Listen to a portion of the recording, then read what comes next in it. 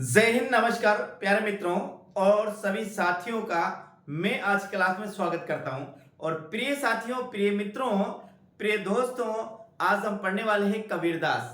आज हम पढ़ेंगे कबीरदास का क्या क्या पढ़ेंगे। कबीरदास का जीवन परिचय एवं कबीरदास का साहित्यिक परिचय दोनों ही पढ़ेंगे साथियों। और बहुत बेहतरीन रूप से पढ़ेंगे कि कौन से इतिहासकार ने, कौन से साहित्यकार ने साथियों कबीर के विषय में क्या कहा। वे संपूर्ण पंक्तियां पढ़ेंगे ताकि एग्जाम में अपना यदि कबीर संबंधित कोई भी प्रश्न आए तो किसी भी प्रकार से गलत नहीं जाए। और ये तो आपको बताने की जरूरत नहीं है मेरे साथियों कि कबीर से संबंधित प्रश्न आता है कि नहीं आता है। लगभग लगभग जितने भी एग्जाम है साथियों सभी में कबीरदास दे रखा है। वो फर्स्ट ग्रेड की बात करते हैं, सेकंड ग्रेड की बात करते हैं, या फिर नेट की बात करते हैं, या किसी की भी बात करते हैं। यदि हम हिंदी से एग्जाम की तैयारी करें यानी हिंदी से टीचर बनने की तैयारी करें तो एक बार पुणे में आप सभी साथियों का मैं BL लोधा, वरिष्ठ अध्यापक हिंदी, आप सभी का आज की क्लास में तहे दिल से स्वागत करता हूं। और प्रिय विद्यार्थियों, हम शुरू करते हैं। क्या पढ़ेंगे आज?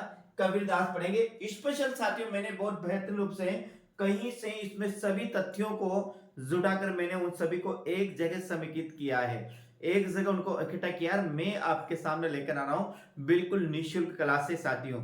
तो उम्मीद करता हूं प्रिय साथियों के चैनल पर पहली बार होंगे, चैनल को जरूर सब्सक्राइब करेंगे, साथ साथ बेल आइकन को जरूर प्रेस करेंगे, वीडियो को लाइक और शेयर करेंगे। और यदि साथियों आप नियमित रूप से क्लास को देखते हैं तो वीडियो को शेयर जरूर करेंगे और कमेंट के माध्यम से मुझे बताकर जरूर जाएंगे आपको क्लास कैसी लगी। प्रिय साथियों तो शुरू करते हैं। साथियों हम क्या पढ़ेंगे?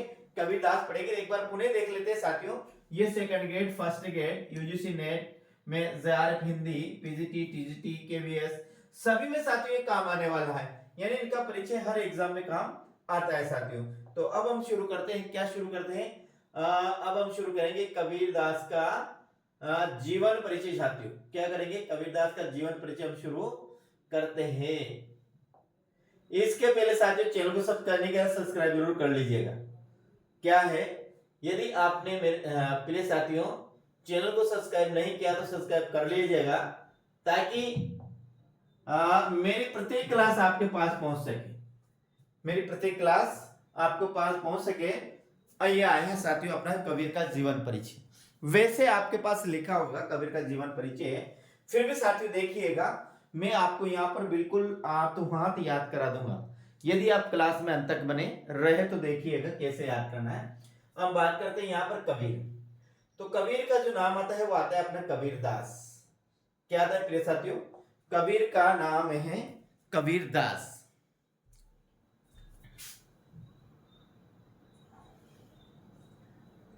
अब शुरू करते हैं।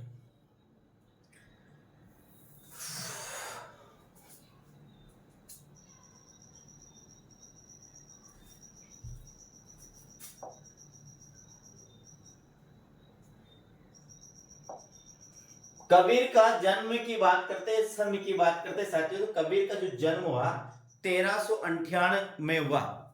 1398 ईस्वी की बात करते हैं साथियों। कब की? ये ईस्वी या सन, ईस्वी या सन की बात करते हैं। इसका जो जन्म हुआ 1398 हुआ, मृत्यु इनकी 1418, 1518। कब हुई?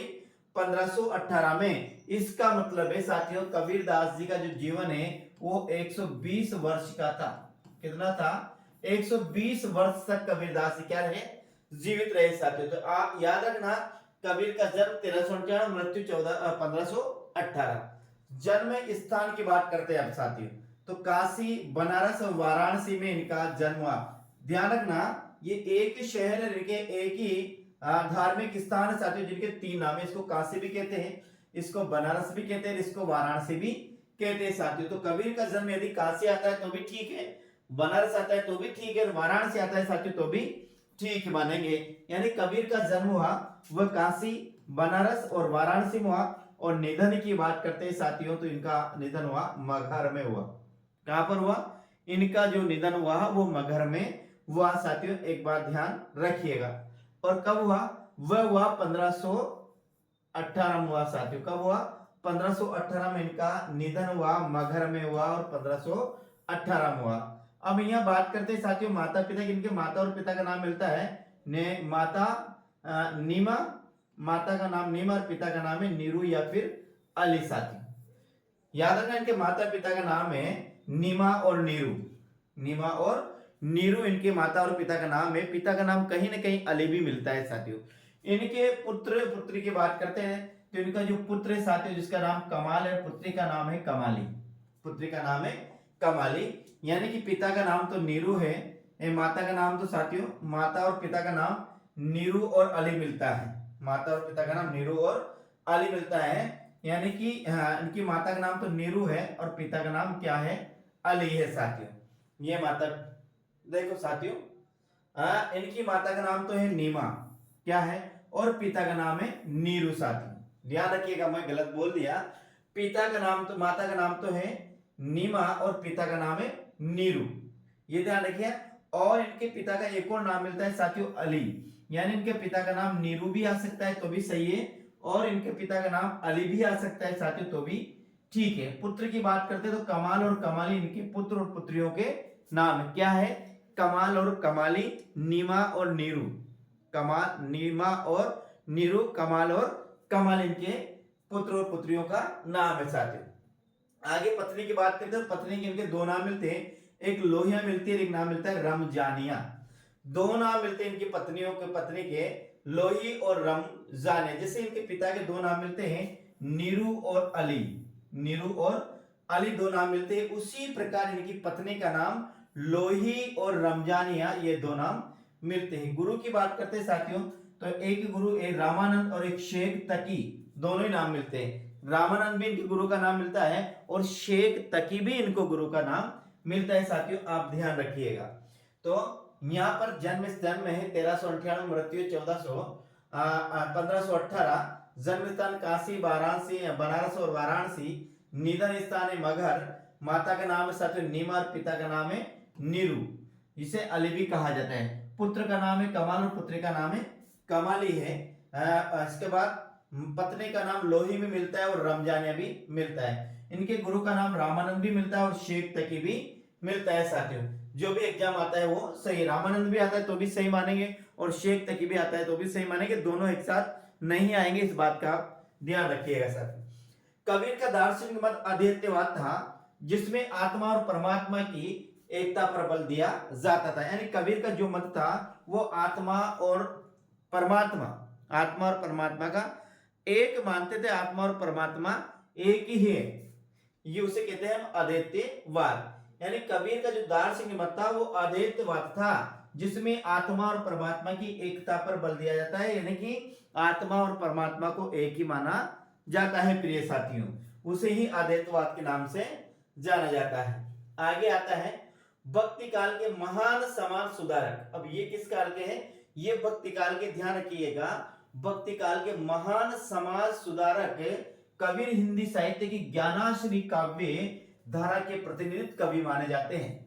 ध्यान रखना, कबीर को है ये भक्ति काल के, भक्ति काल को जो हिंदी साहित्य के चार काल है, आदि काल, भक्ति काल, रीति काल और आधुनिक काल। तो भक्ति काल आता है, भक्ति काल को दो भागों में बांटा गया आचार्य रामचंद्र शुक्ल ने, क्या है, सगुण और निर्गुण। किसमें बांटा गया है साथियों, ध्यान दें, भक्ति काल को आचार्य रामचंद्र शुक्ल ने एक तो माना है सगुण काव्य धारा और एक बांटा है साथियों निर्गुण काव्य धारा। क्या है, निर्गुण काव्य धारा। फिर दो को पुनः दो काव्य, इसमें एक है साथियों ज्ञानाश्री काव्य धारा है और एक है प्रेमाश्री काव्य धारा। इसी प्रकार इसको भी, निर्गुण को भी, ये गलत हो गया, एक सगुण साथियों, क्या है, सगुण है और एक क्या है, निर्गुण है। एक सगुण एक निर्गुण, दो काव्य धारा में बांटा है। तो सगुण की बात करें साथियों तो एक तो है राम काव्य धारा, राम काव्य धारा है, और एक है कृष्ण काव्य धारा।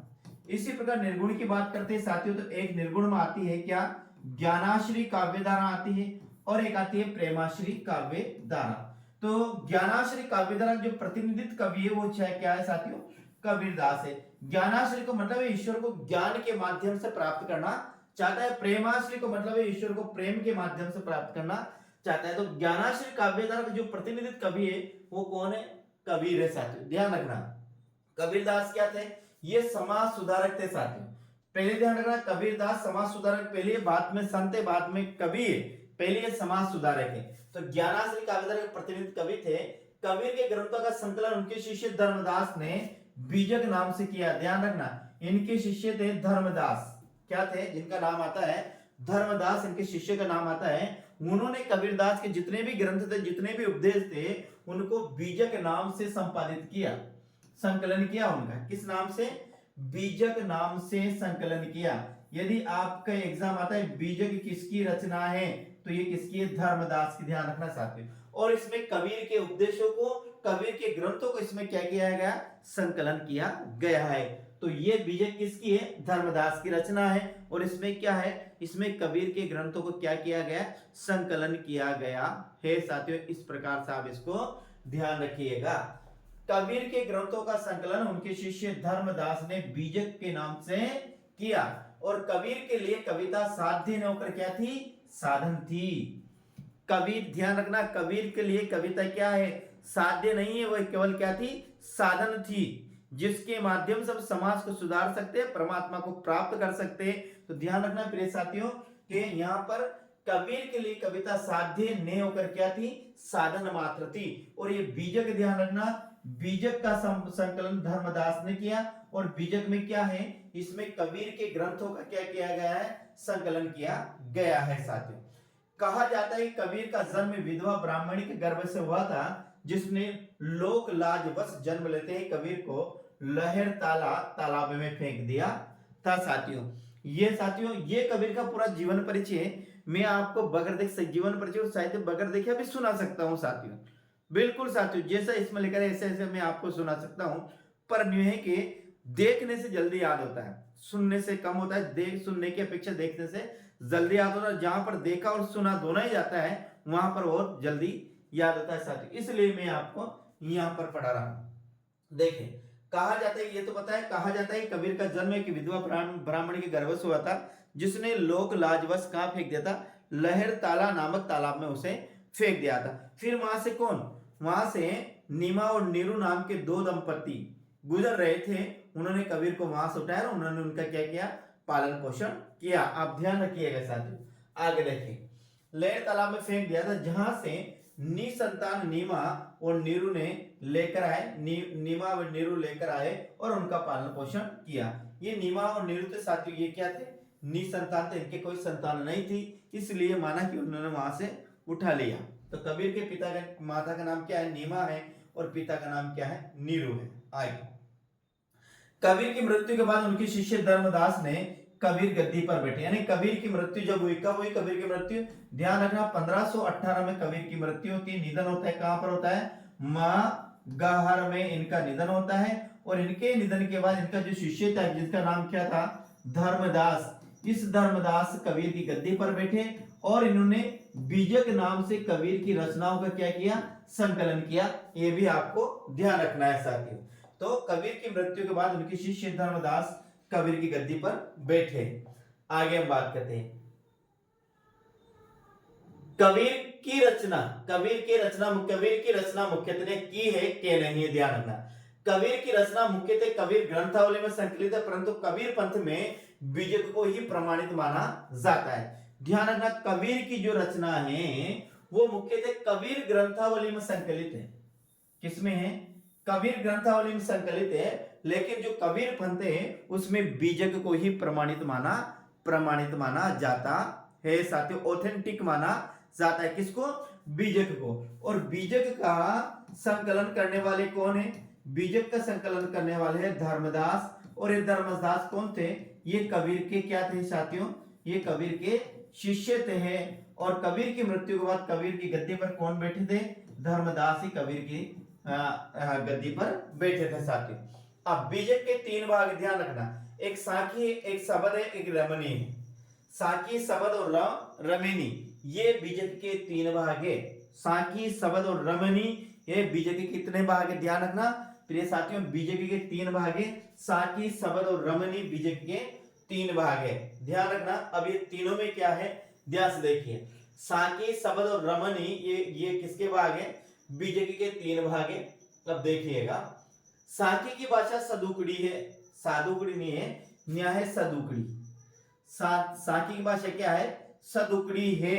और सदुकड़ी का अर्थ क्या होता है? समझ लिया, मैं बताता हूं। सदुकड़ी का अर्थ है साधु और संतों, साधु और संतों की संगति में जिस जो भाषा सीखी जाती है उसे सदुकड़ी भाषा कहा जाता है। यानी साधु संगतों की संगति से उपजी जो भाषा होती है उसे सदुकड़ी भाषा कहा जाता है। और कबीर की भाषा को जो सदुकड़ी भाषा कहा वो किसने कहा? विश्व शुक्ल ने कहा, आचार्य रामचंद्र शुक्ल ने कबीर की भाषा को क्या कहा? सदुकड़ी कहा। ध्यान रखना, कबीर की भाषा को आचार्य रामचंद्र शुक्ल ने सदुकड़ी कहा। और सदुकड़ी का अर्थ होता है साधु संगति में, साधु संतों की संगति में विकसित जो भाषा है वही, यानी साधु संतों से जो कबीर ने भाषा सीखी है वही सदुकड़ी भाषा कहलाए। साथियों ध्यान रखना, तो साकी की जो भाषा है, और साकी का जो अर्थ होता है वो क्या होता है?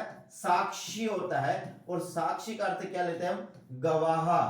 गवाह यानी साकी में जो कहा वो क्या कहा? एक गवाह के रूप में बिल्कुल सत्य इन्होंने वर्णित किया। तो ध्यान रखना, साकी की भाषा वो क्या है? सदुकड़ी है। जबकि शबद और रमणी की भाषा क्या है? ब्रज भाषा है। ध्यान रखना, साकी की भाषा सदुकड़ी है। साकी से याद रखना, साकी की भाषा क्या है? सदुकड़ी है।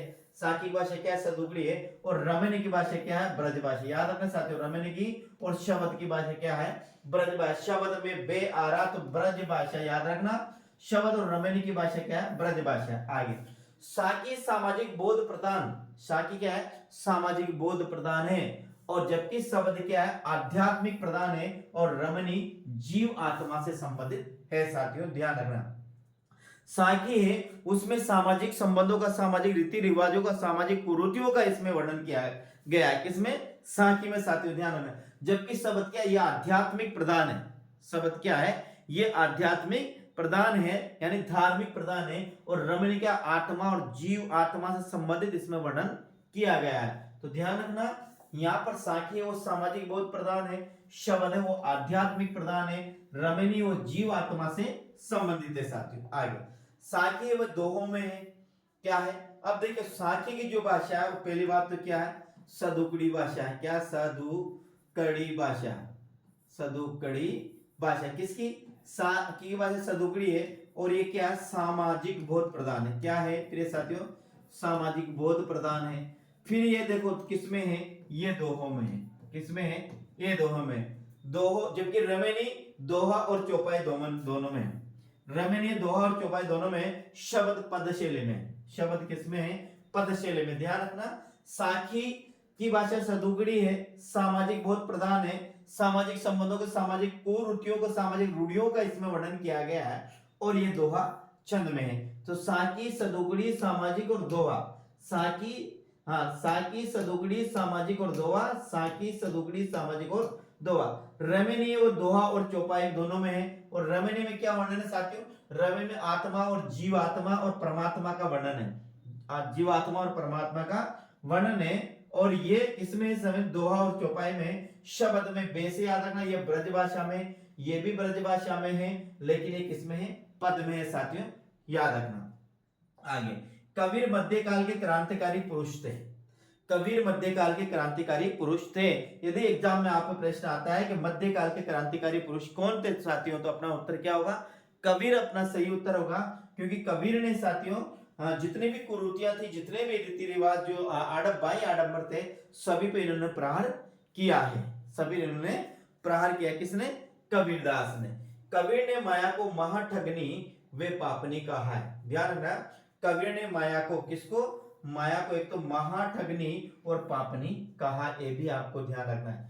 कबीर ने माया को महाठगनी और पापनी कहा है। और कबीर मध्यकाल के क्या है? कबीर मध्यकाल के साथियों क्रांतिकारी पुरुष है। अब देखिए, आचार्य शुक्ल ने कबीर की भाषा को सदुकड़ी कहा, जिसका अर्थ होता है साधु संगति में विकसित भाषा। क्या होता है? साधु संगति में विकसित भाषा। ध्यान रखना साथियों, कबीर की भाषा को, आचार्य शुक्ल ने कबीर की भाषा को क्या कहा? सदुकड़ी कहा है, जिसका अर्थ होता है साधु संगति में विकसित भाषा। बाबू श्याम सुंदर शर्मा ने कबीर की भाषा को पंचमेली खिचड़ी कहा है। ध्यान रखना, पंचमेली खिचड़ी, कबीर की भाषा को पंचमेली खिचड़ी किसने कहा है? तो ध्यान रखना, बाबू श्याम सुंदर दास शर्मा ने कबीर की भाषा को पंचमेली खिचड़ी कहा है। जबकि आचार्य शुक्ल ने कबीर की भाषा क्या कहा? सदुकड़ी कहा है। साथियों ध्यान रखना, आचार्य शुक्ल कबीर की भाषा सदुकड़ी है। आचार्य शुक्ल क्या कहा? कबीर की भाषा क्या है? सदुकड़ी है। हजारी प्रसाद द्विवेदी ने अपनी पुस्तक जिसका नाम है कबीर कबीर में कबीर को वाणी या भाषा का डिक्टेशन या तानाशाह का, ये भी याद रखना। हजारी प्रसाद द्विवेदी ने हजारी प्रसाद द्विवेदी ने एक पुस्तक लिखी जिसका नाम है कबीर। हजारी प्रसाद द्विवेदी ने क्या लिखी, एक पुस्तक लिखी प्यारे साथियों जिसका नाम है कबीर। और कबीर पुस्तक में हजारी प्रसाद द्विवेदी ने कबीर को कबीर को वाणी या भाषा का डिक्टेशन यानी कि तानाशाह कहा गया, यानी भाषा को चाहे जैसा इन्होंने मोड़ दिया साथियों, चाहे जैसे इन्होंने मोड़ दिया। एक और ध्यान रखना, अपन देखे कबीर की भाषा जो सदुगड़ी भाषा कहा, किसने कहा, आचार्य रामजी शुक्ला। लेकिन पंचमेली खिचड़ी किसने कहा, तो बाबू श्याम सुंदर शर्मा द्वारा कबीर की भाषा को पंचमेली खिचड़ी कहा गया। ध्यान रखना, किसने, बाबू श्याम सुंदर शर्मा ने कबीर की भाषा क्या कहा, पंचमेली खिचड़ी कहा। एक और ध्यान रखना, कबीर को वाणी का डिक्टेशन या भाषा का तानाशाह किसने कहा, तो ये किसने कहा साथियों, ध्यान रखना, यह हजारी प्रसाद द्विवेदी ने कहा प्रिय साथियों। आगे हम बात करते हैं कविता की भाषा। कबीर की भाषा बाई प्रोडक्ट है।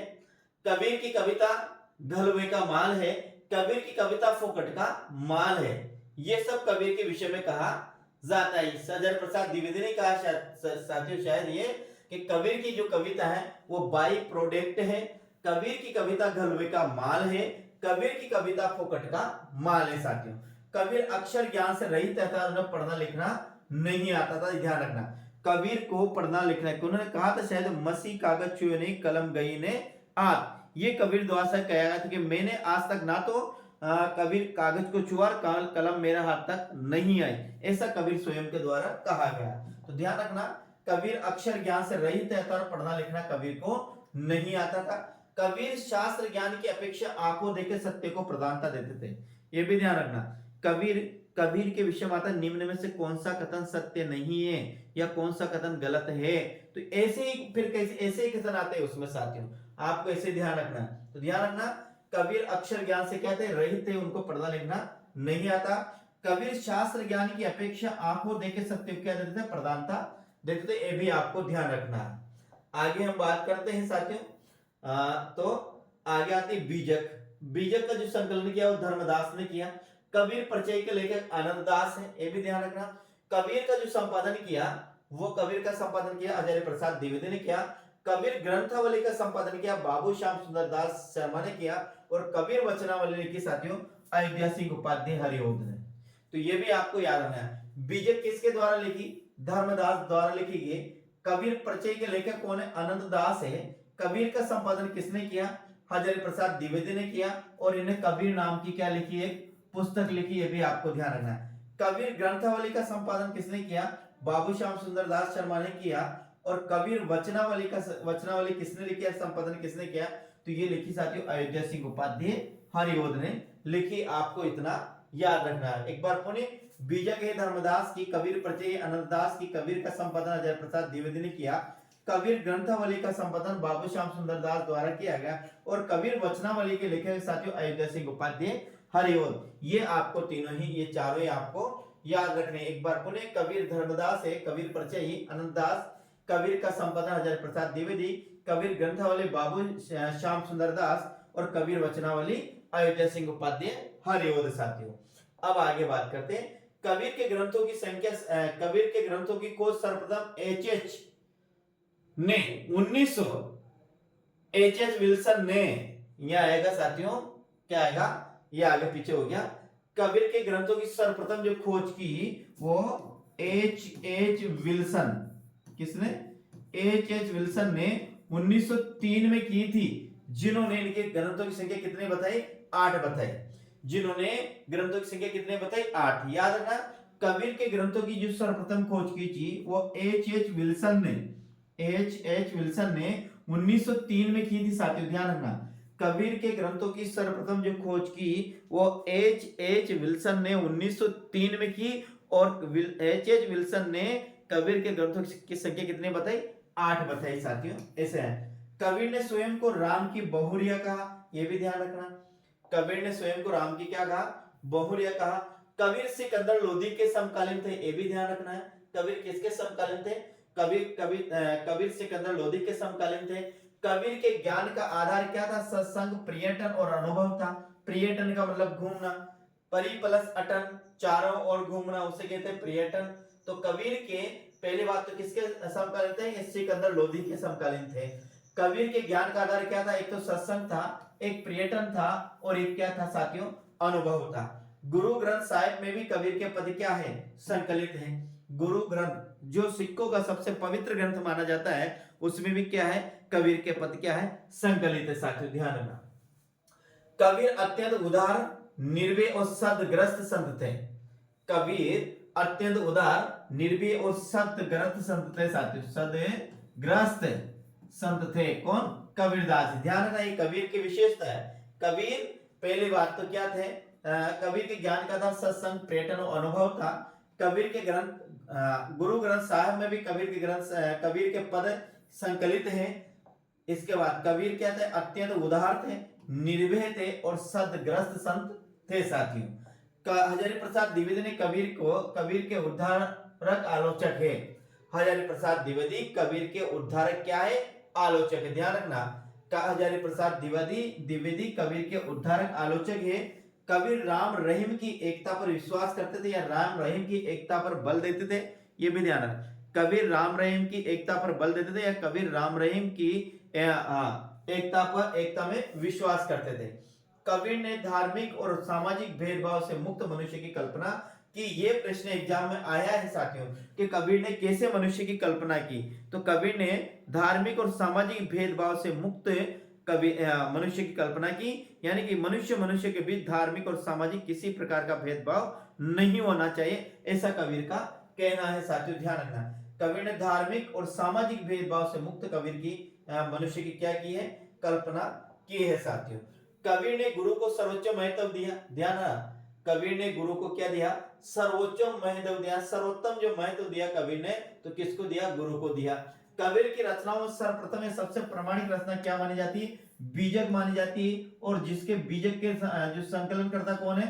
धर्मदास है। और कबीर की मृत्यु के बाद कबीर की गद्दी पर कौन बैठे? वो भी धर्मदास ही बैठे। कबीर संत, समाज सुधारक, क्रांतिकारी कवि पुरुष थे। कबीर क्या थे साथियों? संत भी थे, समाज सुधारक भी थे और क्रांतिकारी पुरुष भी थे, याद रखना। और वो क्या थे? कवि भी थे साथियों, ये सब थे। कबीर की विशेषता है, कबीर संत भी थे, कबीर समाज सुधारक भी थे, कबीर क्रांतिकारी पुरुष भी थे और कबीर कवि भी थे साथियों। कबीर यदि एग्जाम आता तो पहले अपना ऑप्शन में होगा कबीर क्या है? एक समाज सुधारक थे, ये पहला अपना ऑप्शन होगा इनमें सभी में। लेकिन देखा जाए तो कबीर संत भी थे, समाज सुधारक भी थे, क्रांतिकारी पुरुष भी थे और ये एक कवि भी थे प्रिय साथियों। रामानंद की कृपा से कबीर को आत्मज्ञान और प्रभु भक्ति का अमृत तत्व प्राप्त होता है। ध्यान रखना, किसकी कृपा से? रामानंद की कृपा से। भक्ति दरवड़ी उपजी लाए रामानंद, प्रगट कियो कबीर सप्तद्वीप नौ खंड साथियों। ये भक्ति काल में एक लाइन आती है कि भक्ति दरवड़ी उपजी लाए रामानंद, प्रगट किया कबीर सप्तद्वीप नौ खंड। यानी भक्ति का जो उदय हुआ वो दक्षिण भारत में हुआ और उत्तर भारत में लाने का श्रेय किसके? रामानंद को। और फिर पूरे भारत में इसको फैलाने का श्रेय किसे दिया जाता है? कबीरदास को ही दिया जाता है। तो कबीरदास के जो गुरु है साथियों वो कौन है? रामानंद है। लेकिन इनका कहीं ना कहीं इनके गुरु का एक और शेख तकी भी इनके गुरु का नाम मिलता है, ये भी आपको ध्यान रखना है साथियों। तो रामानंद की कृपा से कबीर को आत्मज्ञान और प्रभु भक्ति का अमृत तत्व प्राप्त होता है। कबीर आध्यात्मिक उपासक अर्थात आत्मा के उपासक थे, ये भी ध्यान रखना। कबीर किसके उपासक थे?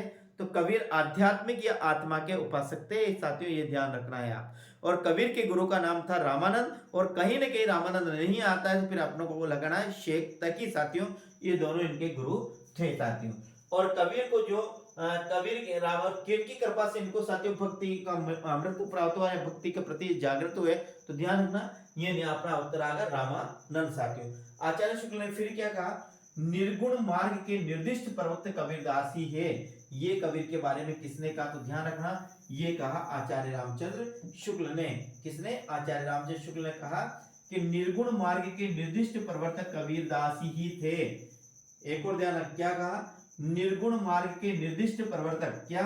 निर्गुण मार्ग के निर्दिष्ट प्रवर्तक कबीरदास ही थे साथियों। ऐसा किसने कहा? आचार्य रामचंद्र शुक्ल ने कहा। डॉक्टर बच्चन सिंह ने क्या कहा? कबीर का भक्ति आंदोलन विद्रोह मूलक है तो गोस्वामी का प्रतिरोधात्मक है।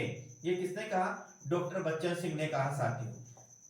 देखिएगा, कुछ बिंदु इनको आपको अपन को याद रखना है। आचार्य रामचंद्र शुक्ल ने तो क्या कहा साथियों, आचार्य रामचंद्र शुक्ल ने कहा कि निर्गुण मार्ग के निर्दिष्ट प्रवर्तक कबीरदास है। निर्गुण मार्ग के निर्गुण जो प्रवर्तक है वो कबीरदास है। तो बच्चन डॉक्टर बच्चन सिंह क्या कहते हैं, डॉक्टर बच्चन सिंह कहते हैं साथियों कबीर का भक्ति आंदोलन विद्रोह मूलक है।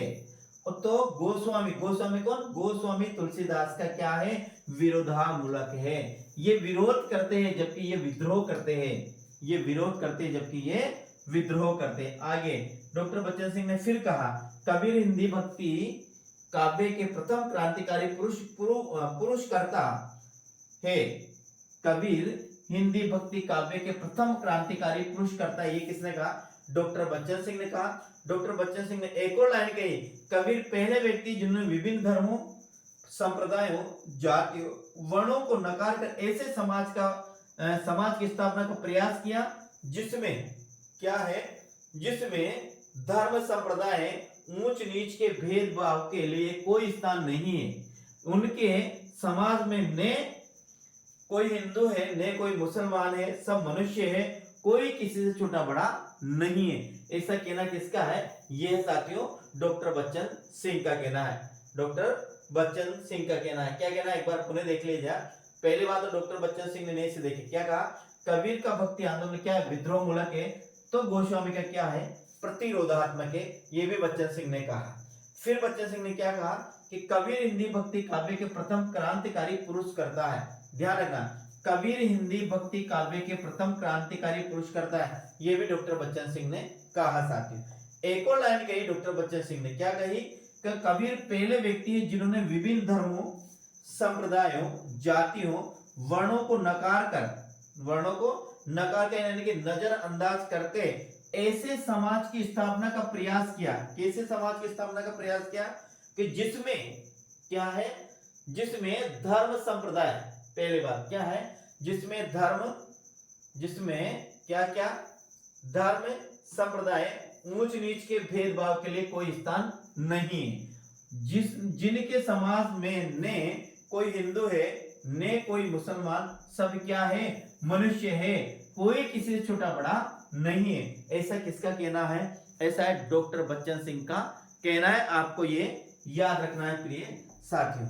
आगे हम बात करते हैं, ये कबीर क्या, ये कबीर का क्या है साथियों, ये कबीर का अपना जीवन परिचय क्या होता है, कबीर का जीवन परिचय पूरा होता है साथियों। अब मुझे आप कमेंट के माध्यम जरूर बताकर जाएगा और जाएगा। और साथियों क्या है, चैनल को जरूर सब्सक्राइब कर लीजिएगा और लाइक और शेयर जरूर करिएगा। शेयर करना मत भूलिएगा साथियों, शेयर इतना करें कि साथियों कि लगभग आपके जितने भी व्हाट्सएप ग्रुप या आपके जितने भी चैनल टेलीग्राम ग्रुप है साथियों जिसमें आप जुड़े हो, तो उसमें जरूर इनको शेयर जरूर कीजिएगा। मैं आपसे ऐसी आशा रखता हूँ, आशा रखता हूँ साथियों ऐसे में कि आप जरूर इसे शेयर करेंगे। तो ठीक, जय सिया राम, गुड नाइट। कल फिर मिलते हैं साथियों अगले किसी नए कवि के जीवन परिचय और साहित्यिक परिचय के साथ साथियों।